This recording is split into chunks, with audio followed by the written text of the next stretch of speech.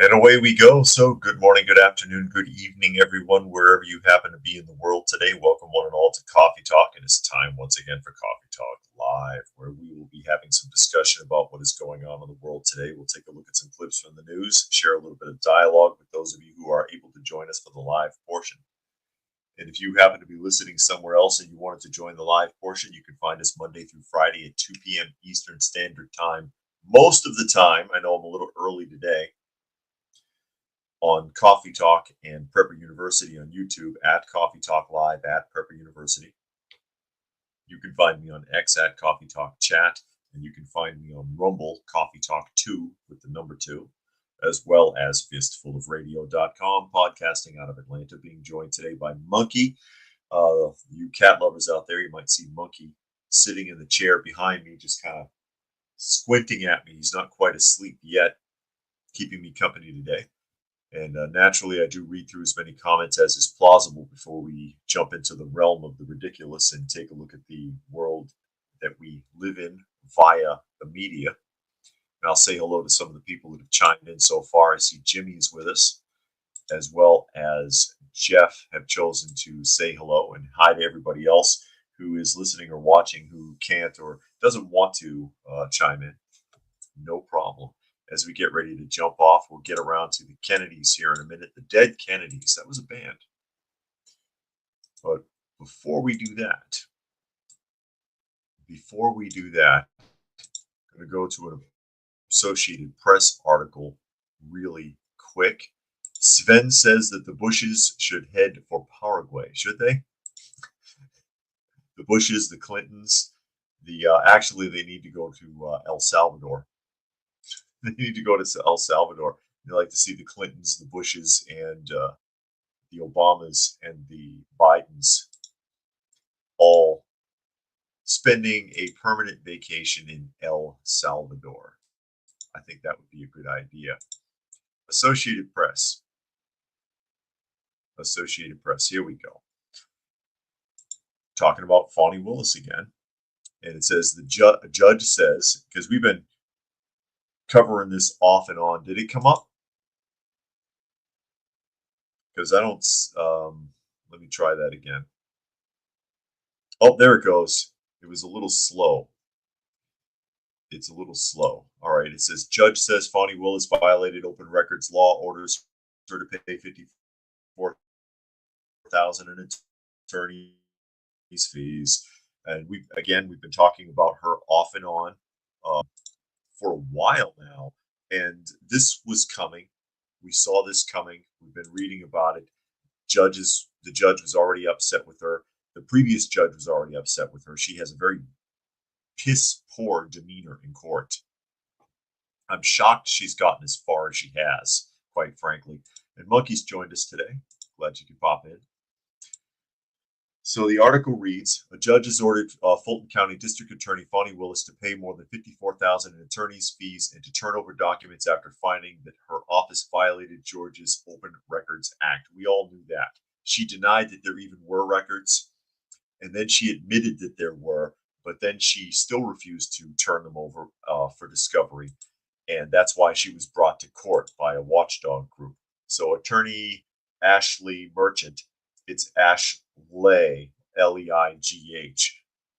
Ashley Merchant, represents former Trump campaign staffer Michael Roman, one of the 18 people indicted in August of 23, along with President Trump, on allegations they illegally tried to overturn the 2020 election in Georgia.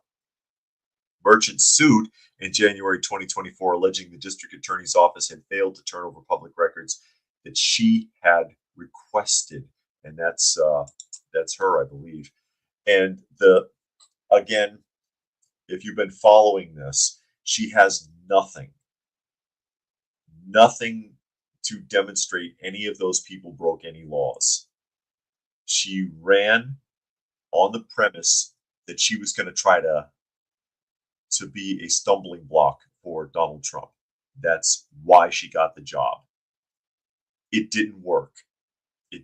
And now she's hanging by a thread because they're not supporting her. I guess she figured if Biden or Harris had won, she'd be safe and in the clear, and she's not.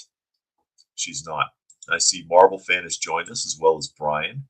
Glad you could make it today.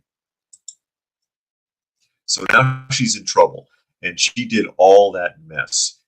She hired her boyfriend to do a job he wasn't qualified for, paid him over $1 million in taxpayer funds. It's guesstimated roughly almost $1.5 million was paid to this man for nothing. They have nothing to show, and the case is up in the air. It's very likely going to be thrown out. Everything else against Trump has at this point. It says Fulton County Superior Court Judge Rachel Krause found that the failures to comply with records law were intentional and not done in good faith and were substantially groundless and vexatious because Willis and her office lacked substantial justification for not complying. Merchant is entitled to attorney fees and litigation expenses, which come to just over $54,000. Krause ordered Willis to search for and turn over all records responsive to merchant's requests. The documents and payment are to be delivered within 30 days of Friday. This past Friday. My question would be, who actually has to pay that? This is where I have issues with this sort of thing. Does Fani Willis, she's been ordered to turn over her records, which she had no grounds to hold on to in the first place. Plus, she denied having them and then admitted she lied in court. So that she's in enough trouble just for that. And she's a district attorney, openly defying a judge's order, openly defying a watchdog's request, and then lied about even having the records. Oh, I don't have anything, and then lied, admitted she did have them, and lied about why she kept them.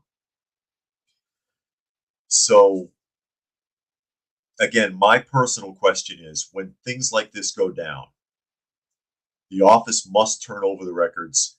Now you have to pay all these legal fees. Who's actually paying them? Fani Willis or the taxpayers? Because the office has to pay it. If the office has to pay it, Fani doesn't give a shit. That's your money. That's the county's money that would have to pay that, which is my point. Laura's here, said, took my gloves off to type. I was wondering about Fani Willis.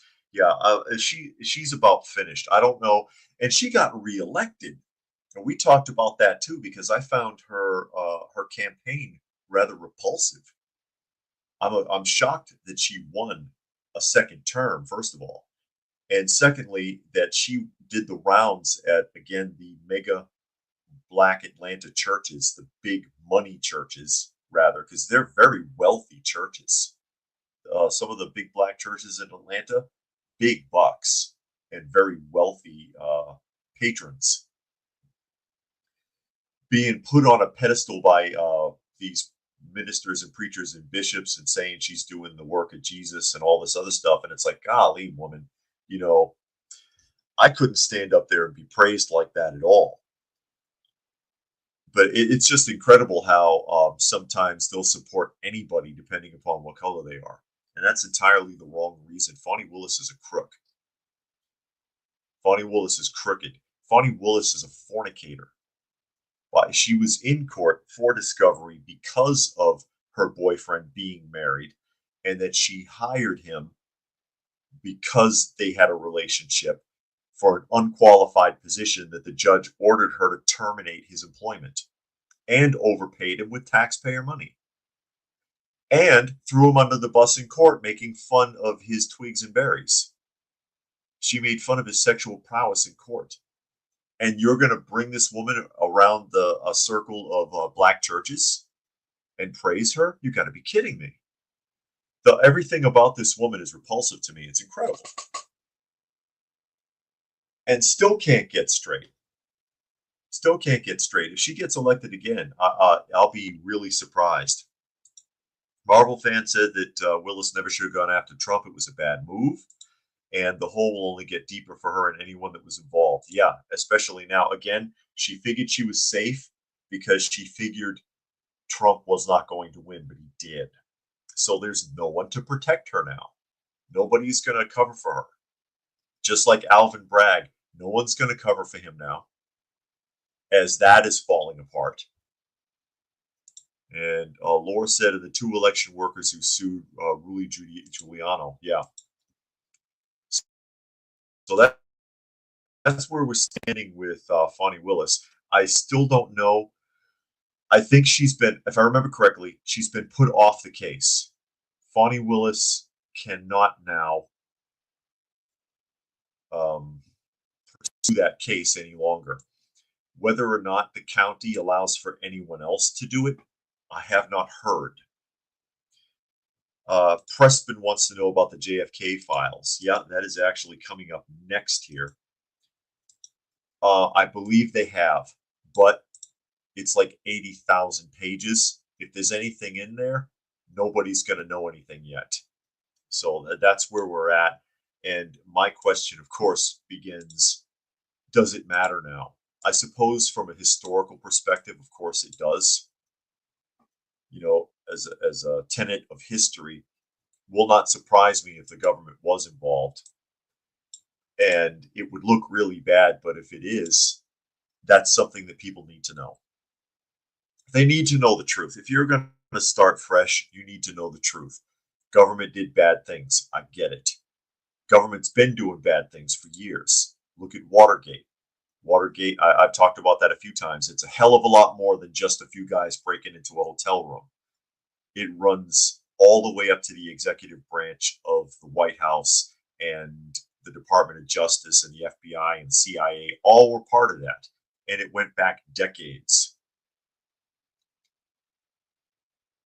And Pressman says, out of curiosity, I suppose not like anyone will time travel with the documents. Of course not. But that's what this is. And this is the Mirror. Donald Trump makes JFK files announcement as he vows, I'm a man of my word. There he is talking about it. At the Kennedy Center, President Trump pledged to unveil 80,000 pages of classified documents related to the assassination of John F. Kennedy, fulfilling a promise he made during the campaign. And while we're here, I thought it would be appropriate. We are tomorrow announcing and giving all of the Kennedy files. And that, of course, that was yesterday that he made this announcement. So today it's coming down the pipe. But like I said, 80,000 pages. It's going to take a while for people to pick through that and isolate anything specific. Back to the article. So people have been waiting for decades for this. That's true. And I've instructed my people, lots of different people, Tulsi Gabbard, that's the director of national intelligence, that they must be released tomorrow. And again, that is today. He addressed journalists outside the Kennedy Center in Washington, D.C., where he was attending a board meeting. He added, you got a lot of reading. I don't believe we're going to redact anything. Just, I said for them, just don't redact. You can't redact, referring to, of course, the intriguing nature of the documents. Trump mentioned that he had heard about the files while speaking to reporters at the Kennedy Center. However, when pressed for more details or anything specific, the contents of the files, he declined to elaborate, stating, I'm not doing summaries. You'll write your own summary. Yeah, I'm not going to tell you what to think. Read it and figure it out, basically. The assassination files have long been a subject of intense public curiosity since Kennedy's murder by Lee Harvey Oswald, if he did it, in Dallas in '63, sparking numerous conspiracy theories involving the CIA or potential accomplices to Oswald, all of which have been debunked. Well, it's kind of easy to debunk something when you don't actually know what the truth is. That's why it's a conspiracy theory.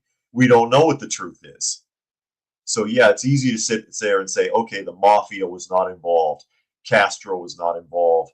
The CIA was not involved. It's easy to say that when you have no access to the records.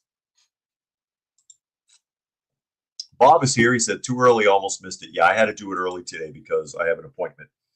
And Peter says they set Nixon up. Marvel fan says we need to find out where the resident's secret book is hidden. And Pressman suggests there's a lot of redacting to do. Marvel fan says I'm typing too fast on my phone. That's okay. That is okay. Like I said, I'm early today anyway, so I know it throws a lot of people off, and that means that there's not going to be as many in-house viewers for the podcast as there normally is. They'll watch after the fact, I imagine. Most people expect me to be on at 2 p.m. Eastern Standard Time. I know they just say Eastern Time now, but when I grew up, it was Eastern Standard Time, so I'm bringing it back.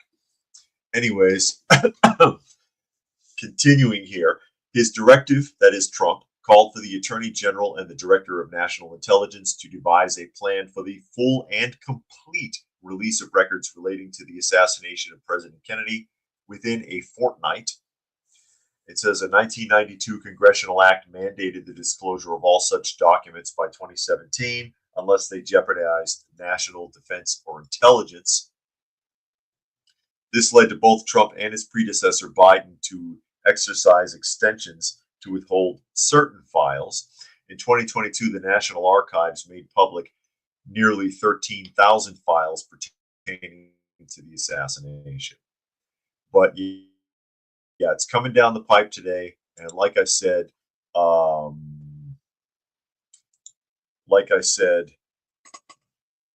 it's going to take a while. 80,000 pages, assuming that pertinent data hasn't still been redacted. Trump has ordered for it to not be redacted. I mean, I suppose the name of a witness or something, it would be excusable to redact, but if they're like it even matters now. That's like redacting files from the assassination committed by John Wilkes Booth, which I'm sure there is still some stuff redacted.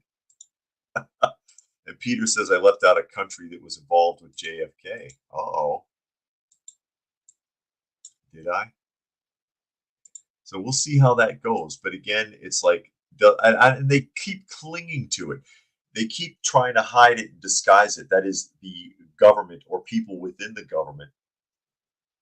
And after so much time has elapsed, and now this is just a distant memory, there aren't too many people still around from that time period who would really give a damn one way or the other outside of just curiosity or historical reference, unless you were trying to hide something. And Zane says, didn't JFK want to reintroduce gold standard? He did want to get us away from the Fed, and that is one of the conspiracy theories, that the Fed was involved because he wanted to unravel them. He didn't like the direction that the Federal Reserve had gone. And Paul Burke has joined us as well. So the only reason, reasonably, that they would still be trying to hide and disguise files is they don't want the embarrassment of people finding out that there might have been federal government involvement. Basically, because that is embarrassing. But I would rather know that and move on. Know that and move on. We already know the government does bad things. We know this. I mean, seriously. Look at their syphilis experiments. Look at their radioactive cereal experiments that they conducted in the 50s, giving irradiated cereal to orphans to test how the body absorbs radiation. They killed those kids, and the ones that survived had tons of health problems. Or spraying illegally and without knowledge or consent radioactive dust on farmers' fields to test the crops, or the birth control experiments in Puerto Rico. Government has done a lot of really ugly things. That's just the tip of the iceberg off the top of my head. If you pull up the list of stuff that's been exposed, it's a mile long. It's crazy the things that they've done to people. And people, this would just be another one. This would just be another one. And what are we supposed to do? We're going to leave America and go somewhere else? I don't know why they still try to hide it. Just tear the Band-Aid off and get it over with. If we are an evolving America and we're moving forward for real, then you need to expose all of that in order to move forward. That's how you conduct a healthy relationship. Zane thinks it was the Federal Reserve there. See, that is one of the big conspiracy theories, that the Fed was involved. Like any relationship, using my own relationship with my wife as an example there. I know it's like apples and oranges, but one of the big things for us in the very beginning of the relationship, when we decided that we wanted to take things seriously, and I initiated it. Listen, I'm just going to tell you everything. Whatever bad things I have in my past, I'm going to tell you now. That way, if anyone ever comes along and says anything, you've heard it already or you know it's a lie. And if you want to trust that person, you can go with that. Okay, this is what I did. This is who I was, whatever. The government can do that too if they want to have a clean slate, carte blanche, if you will. And Marvel fan says there's so many that want a JFK gone. Very hard to pin it on anyone. How all that played out is crazy. Yeah, and there you go. Peter said they just did it again with COVID and the jab. Yeah, because they did. I mean, the government okey doked us. Hell, most governments okey doke to their people. Excuse me. Most governments okey doke to their people. I believe. I believe that was a big test. You found, oh geez, okay. Monkey with his favorite toy. Everybody, for a break there. See that little plastic spring?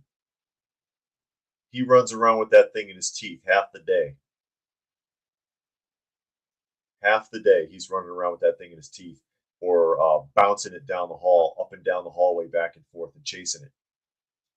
And then eventually it goes under something that he can't reach anymore.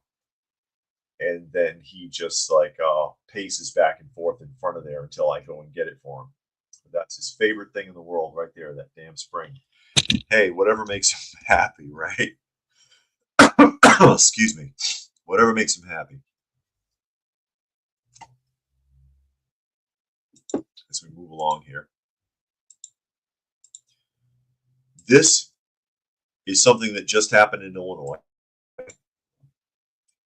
A Center Square article. And I'm glad. I'm glad to see this, actually. 100-1 in opposition to the Illinois Homeschool Act ahead of its hearing. I'll tell you what that is. And that's basically, it's big government trying to prevent people from homeschooling. Slips have been filed against a measure in Illinois to regulate homeschooling, 100 times more than the 40 who filed in support. So 40 people, it says nearly 40, so less than 40 people said yay and 4,000 said nay.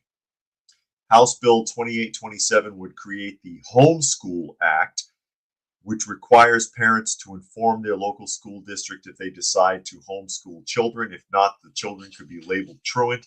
Proponents argue the bill would ensure children are protected from potential harm, including making sure that they are receiving adequate schooling. Well, you want to make sure they're receiving adequate schooling? Why don't you start in your public schools? Because I guarantee you they're not learning anything. Except for social bullshit. They're not learning anything. You don't even get me started. You all know. If you've been watching long enough, you know.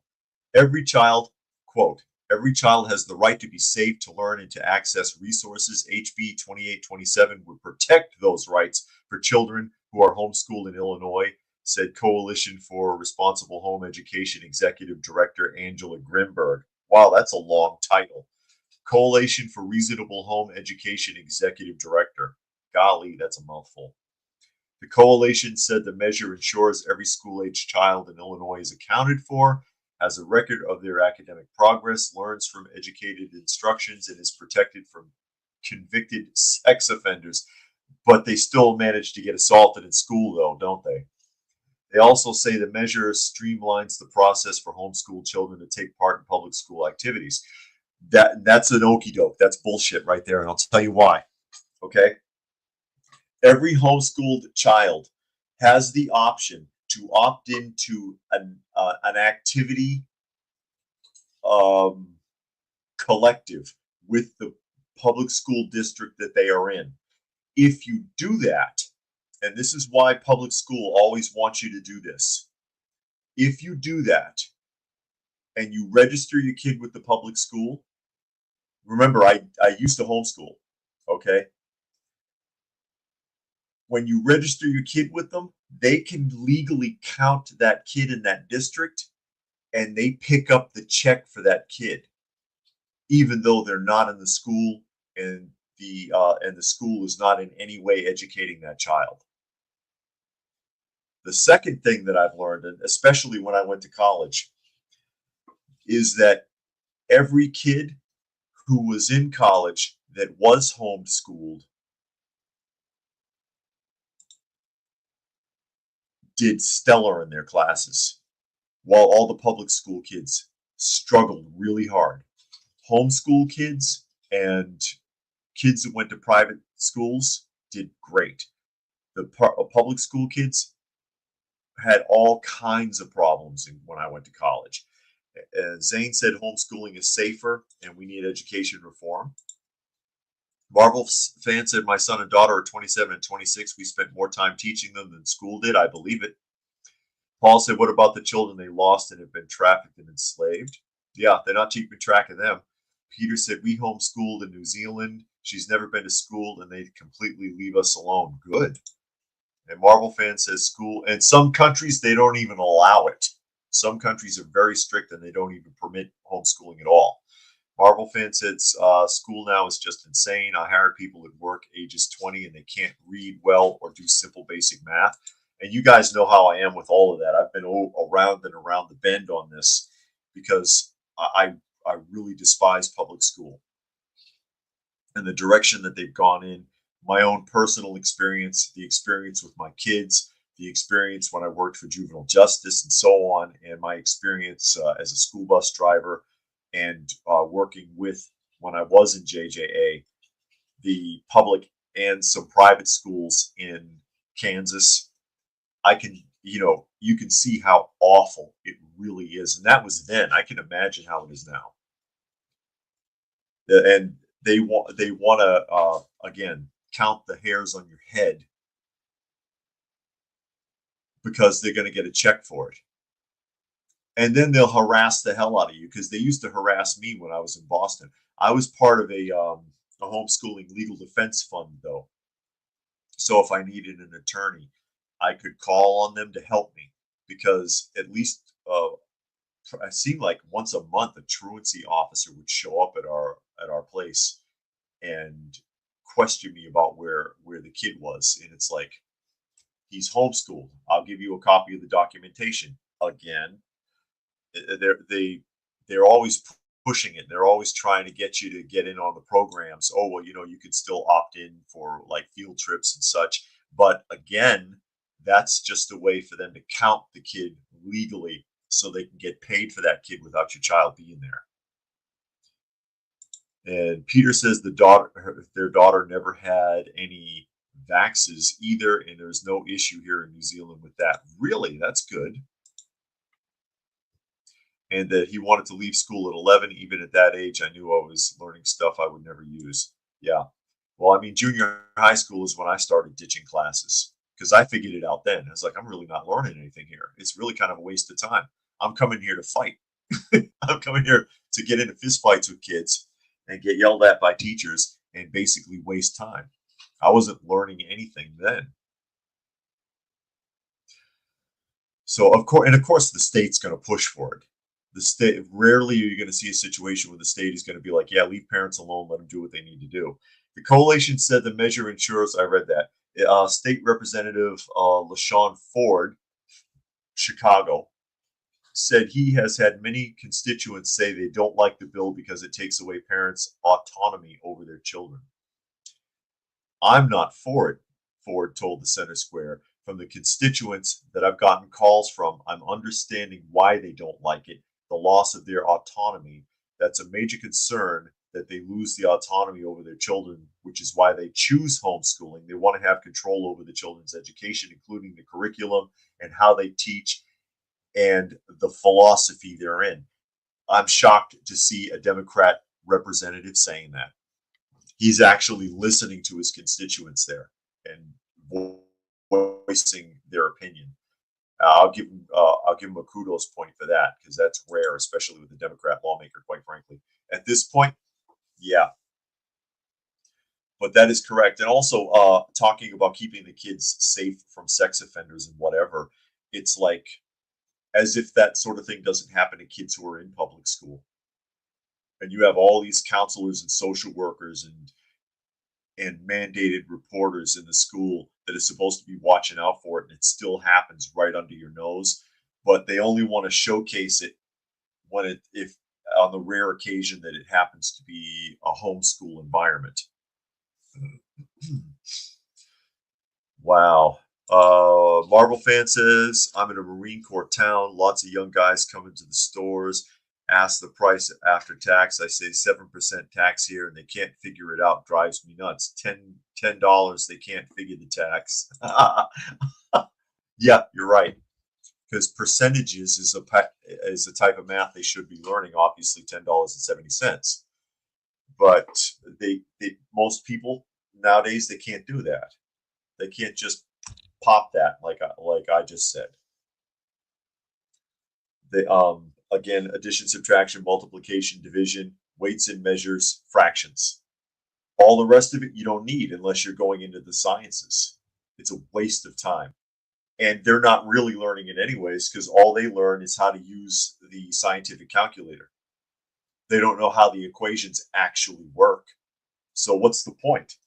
What's the point? And he goes on to say, I mentioned it before, in Ohio, you can get vouchers from the state and transfer it to a private school from the public school if the child feels they're not learning anything, which is a good idea. Take back your own tax money that they took from you by force and apply it where you see fit. Zane said children learn better when teachers care. Paul says, why learn geography when everyone knows that Greenland isn't that big? You see, no, man, you see how big it is on the map. Why are you trying to fool everybody? It's like this. Yeah, that's kind of hard to explain to people too. A lot of people don't get that with geography, that if you're looking at a flat map, they have adjusted shapes and sizes to accommodate the flat surface. And that certain places aren't as big as that. Aren't as big as that.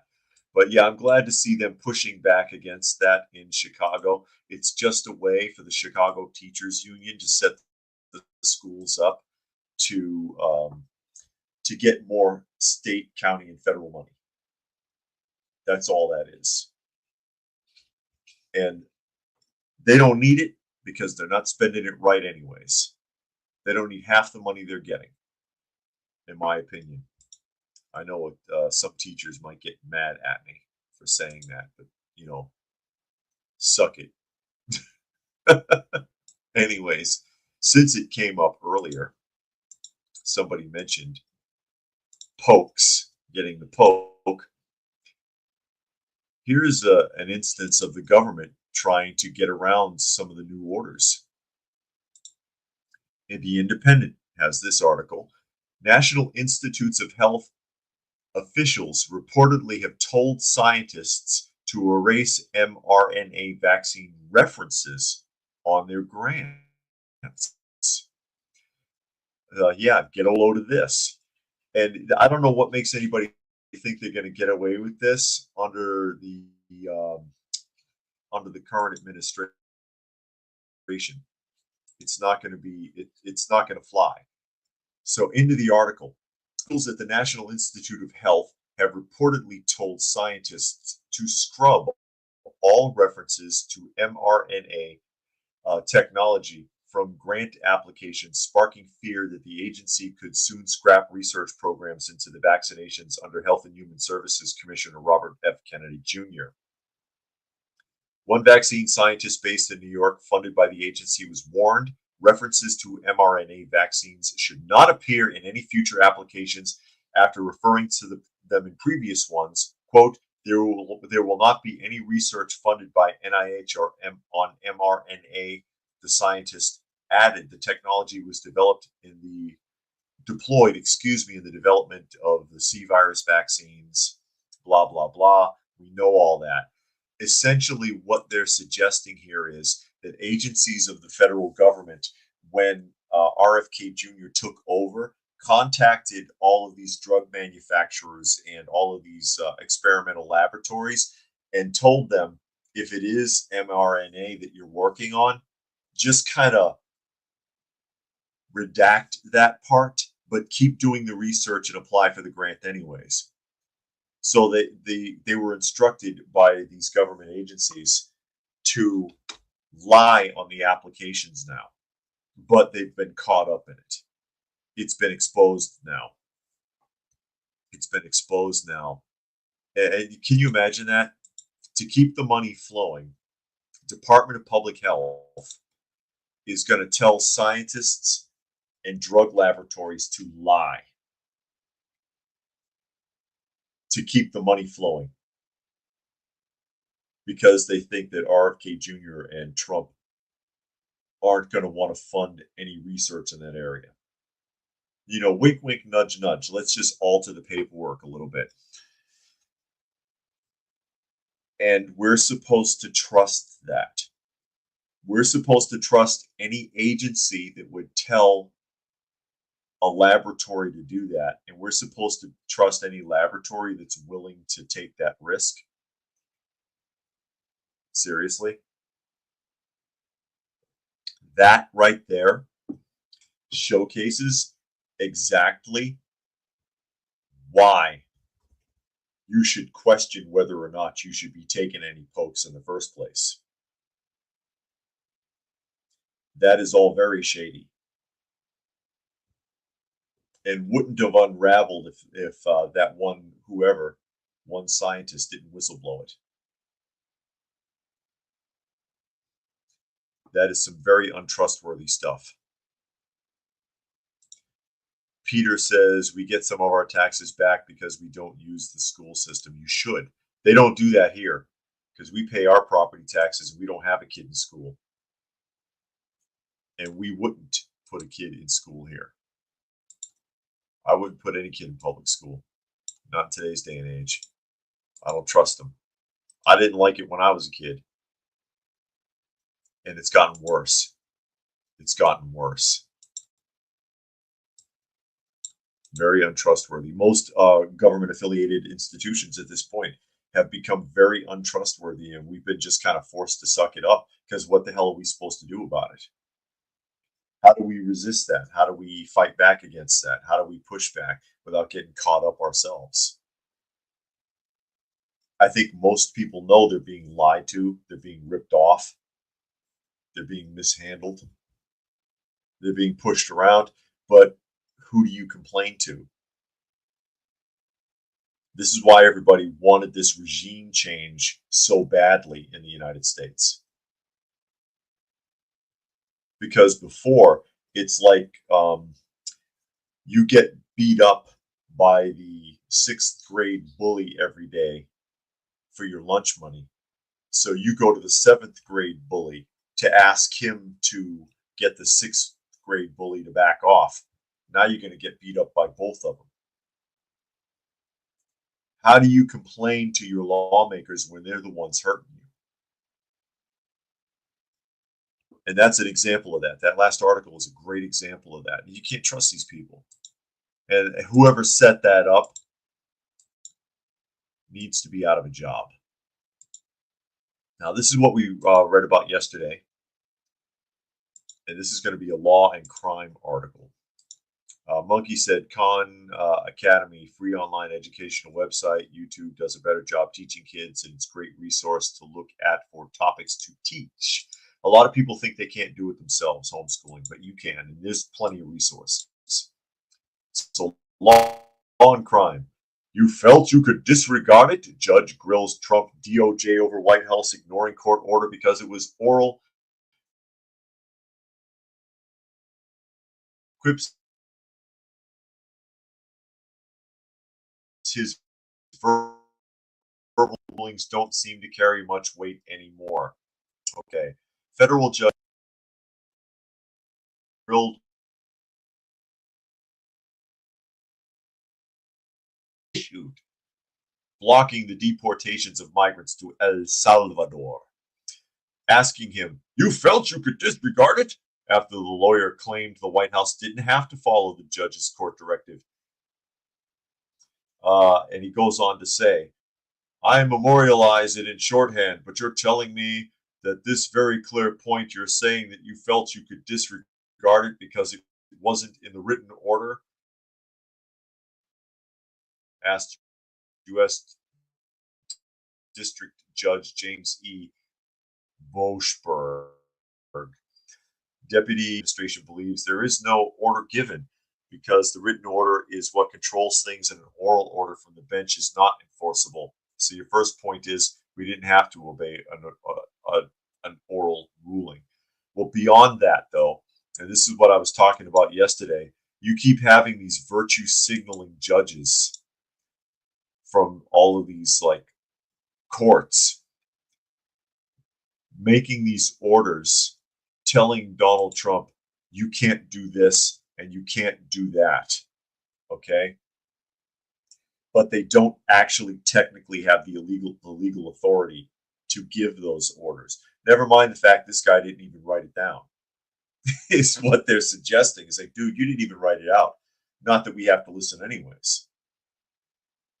You keep having these virtue signaling, pat on the back judges that are trying to toe the line or act like they're still towing the line because it's all they've ever done. They've got very political positions, make no mistake, that keep saying, putting these orders down, because we've been seeing them. We've been seeing a couple of these every week since he took office, and every one of them gets ignored or overturned, like within 24 hours. Why? Because they don't have the authority to do it. So why bother? So that you could get in the press, so that they'll take your picture and put it on MSNBC. What's the point? And then this one, this is the one I'm thinking of. He's calling for Trump's impeachment. Oh no, don't do that, please. Not impeachment. Who gives a shit? Impeach him. What happened when he was impeached last time? What happened when Clinton was impeached? It doesn't mean shit. What happened when the district attorney of Philadelphia was impeached? He kept the job for 2 years after the impeachment. He refused to leave and they didn't push him out.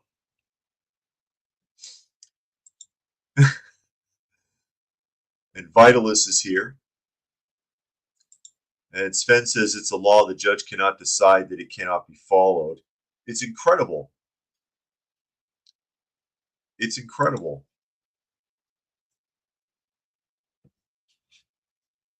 And Monkey says, unironically, Biden disobeyed Supreme Court orders on Biden trying to do student forgiveness loans. So this is hypocrisy on the judge's part. And Sven says Clinton just lit another cigar. Or maybe he had another cigar lit. I don't know. But it just cracks me up with these judges. And then they want to, and then they make it, they blow it out. You felt you could just disregard it, Judge grills Trump DOJ. And then you find out he talked to an attorney that works in the office. What the hell does that mean? Who cares?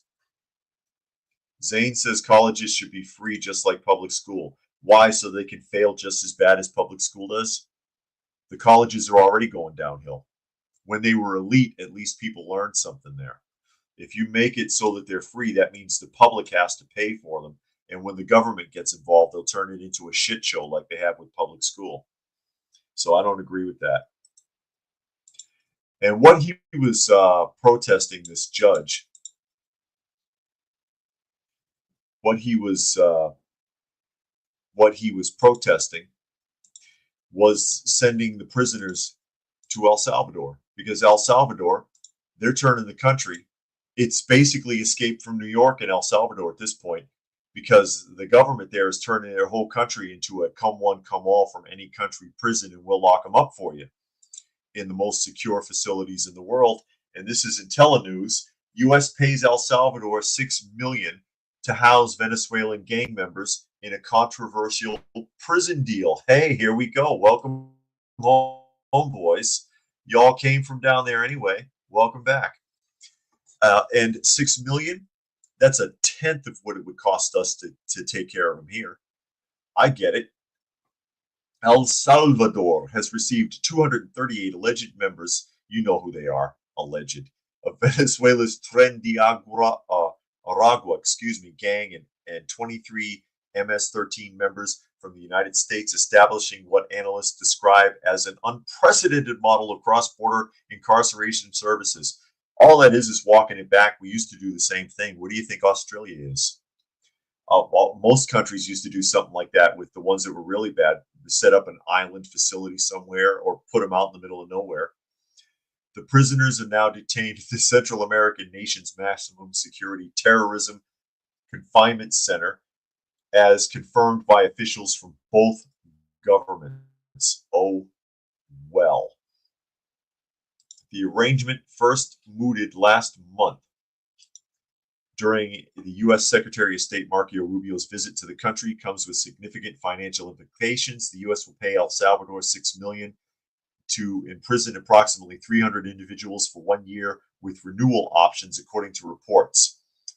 For El Salvador, facing a public debt of $31 billion, this represents a vital revenue stream President Nayib Bukele said would be making the prison system self-sustainable. Exactly. And again, it's a hell of a lot cheaper than keeping them here. Pay El Salvador to do it for a tenth of what it would cost in the United States. It could even be more.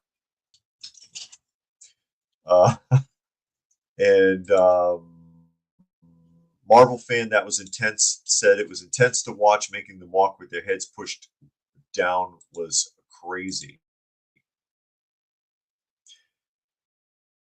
Further details of the arrangement reveal that a U.S. State Department document indicates $15 million may be allocated to El Salvador to detain additional gang members, expanding the scope of this transitional incarceration deal. Incredible.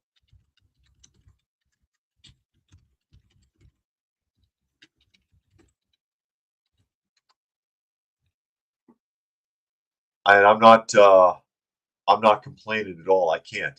Now you heard what they just said, okay? Let's look this up real quick. I'll look this up really quick. It 20,000 a prisoner, but for example, it suggests that it costs over 300,000 to keep a prisoner in Massachusetts. But the average state spends, if you average it across the United States, because it costs different amounts in each state, the average is 137,000 plus per prisoner.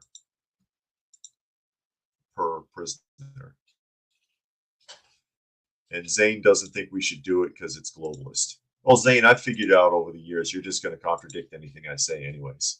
So it's okay.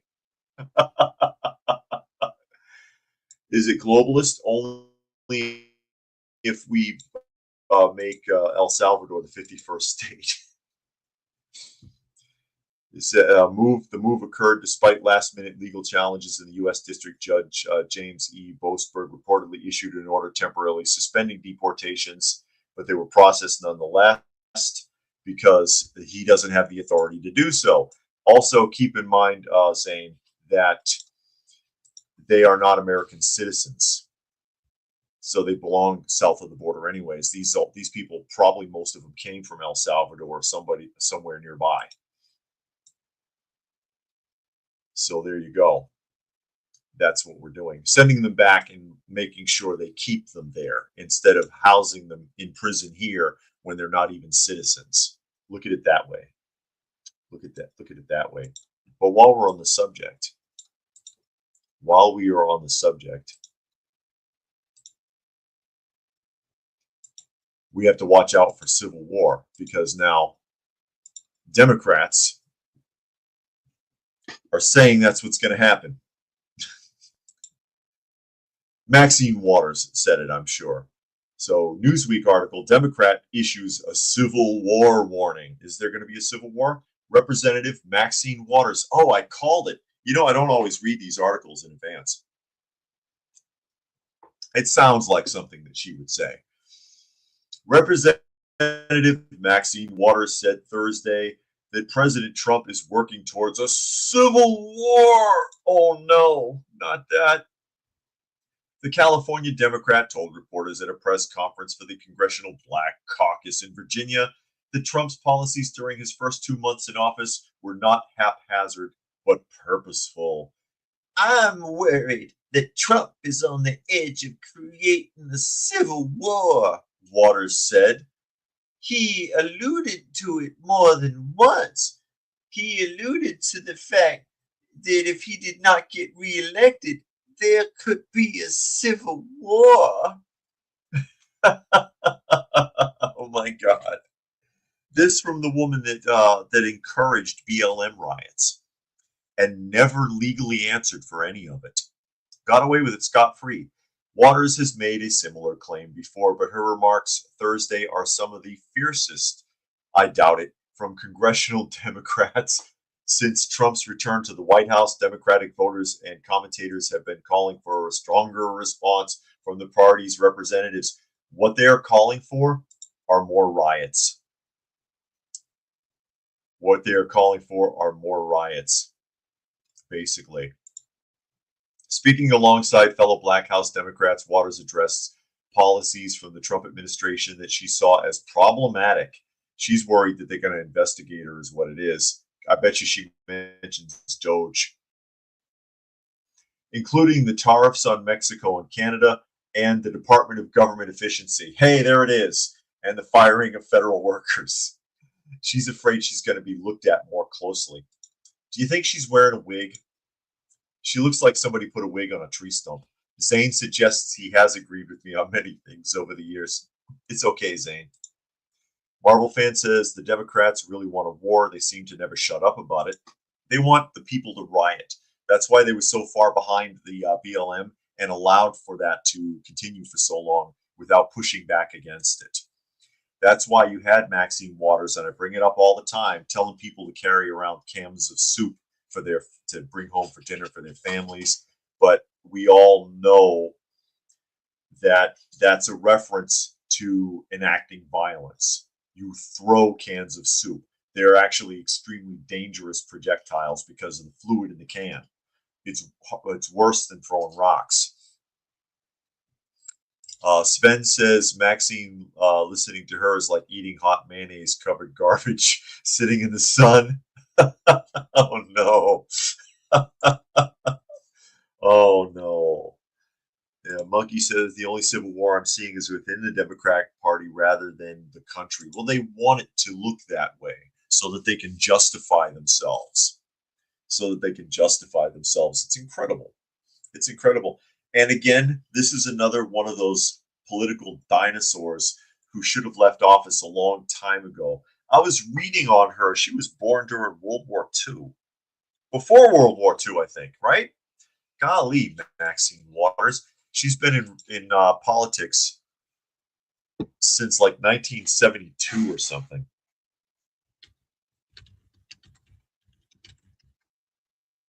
Yeah, she's 86. She was born.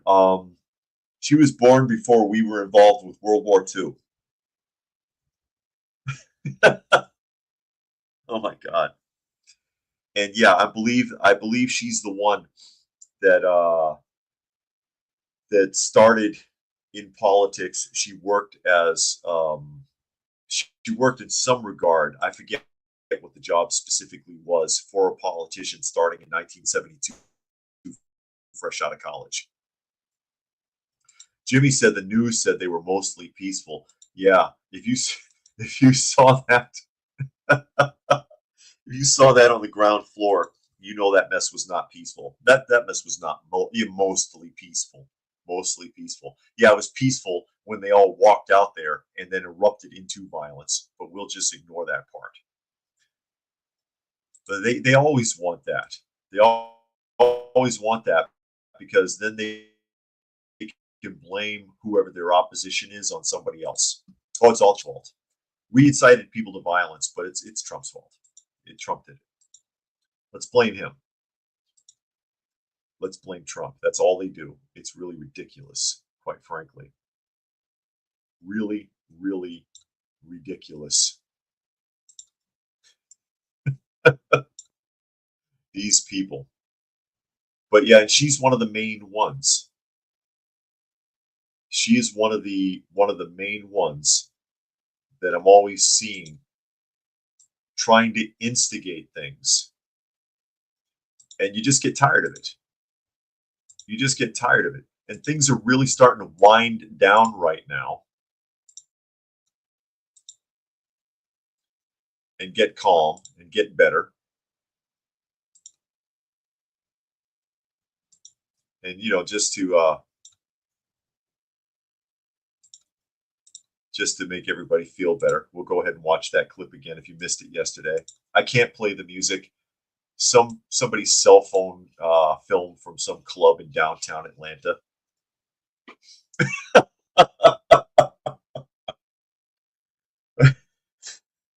And I was joking that this is what most of the men that I see walking around on the street look like nowadays.